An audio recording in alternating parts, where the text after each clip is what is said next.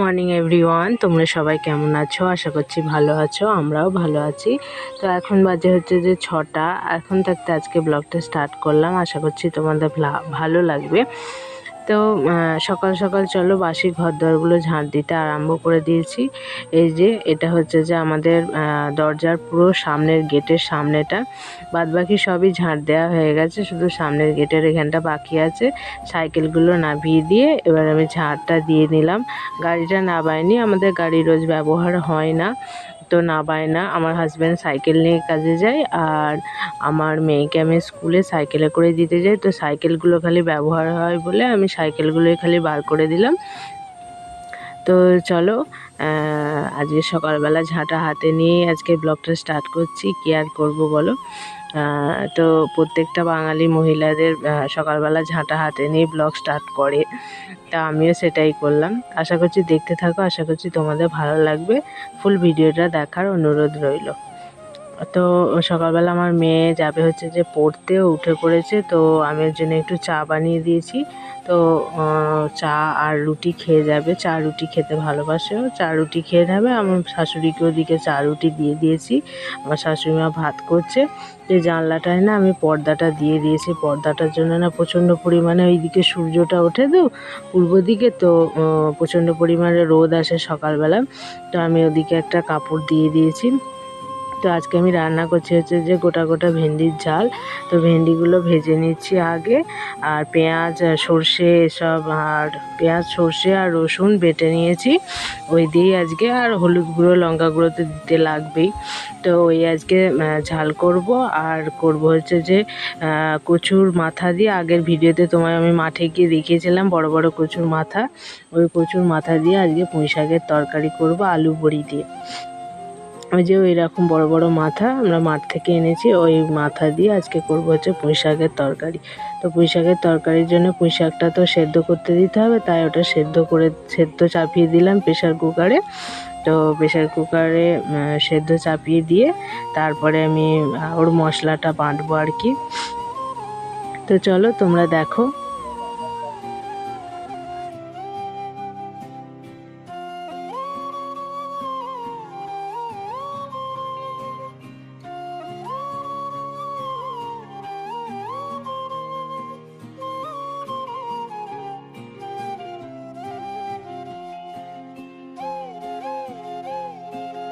শাকে তোমরা কে কী দাও আমি জানি না, তো আমি আদা সর্ষে কাঁচা লঙ্কা দিয়ে বাটি।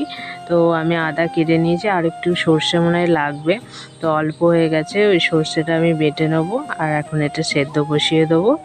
তো চলো।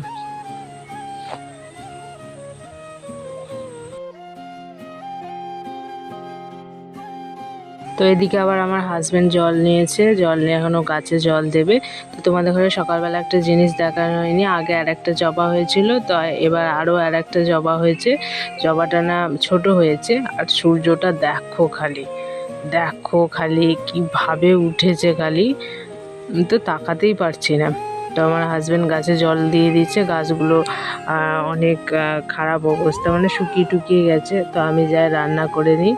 তো এই যে আমার ভেন্ডির ঝাল মনে হয় হয়ে এসেছে, এই যে ভেন্ডির ঝাল রেডি করে নিয়েছি, আর করেছি হচ্ছে যে ওই যে পুঁই শাকের তরকারি, পুঁই শাকের তরকারিটাও আমার হয়ে গেছে।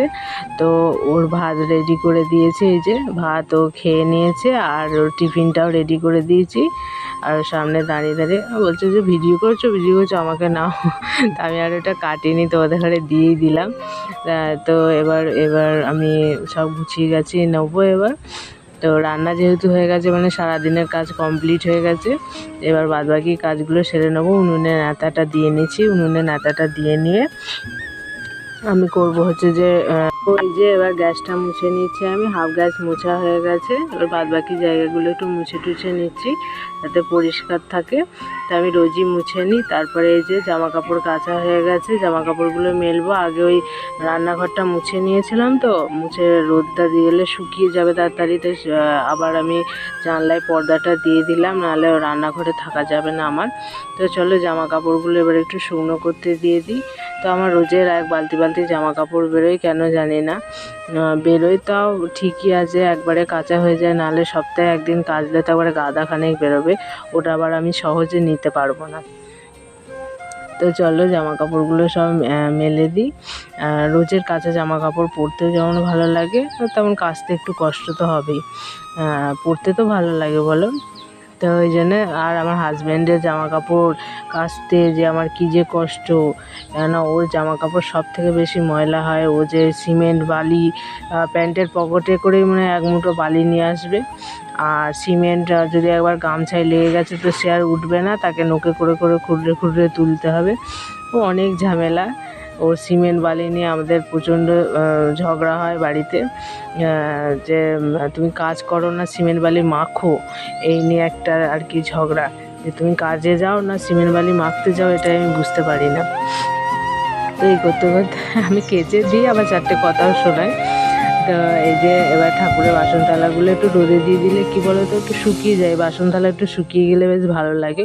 তো এবার রোদটা দেখো আবার হঠাৎ করে দেখো কমে গেল। তো এবার থালা বাসন এসব থালা বাসনের জায়গায় রেখে দেবো, রেখে দিয়েছি, রেখে দিয়ে এই যে বাসনের ঝুড়ি ফাঁকা।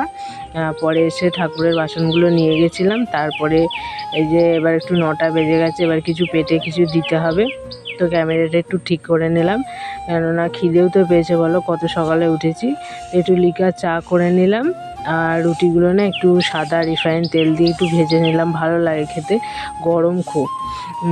তো রুটিগুলো কি করব, চা দিয়ে খেয়ে নিলাম, ওটাই আজকে আমার ব্রেকফাস্ট হয়ে গেল। তো তোমাদের ভিডিওটা কেমন লাগলো আশা করছি আমাকে কমেন্ট করে জানাবে। ভিডিওটা ভালো লাগলে একটু কমেন্ট একটু শেয়ার করে দেবে, একটা কমেন্ট অবশ্যই করবে। তো আজকের মতো টাটা, কালকে আসবো একটা অন্য ভিডিও নিয়ে।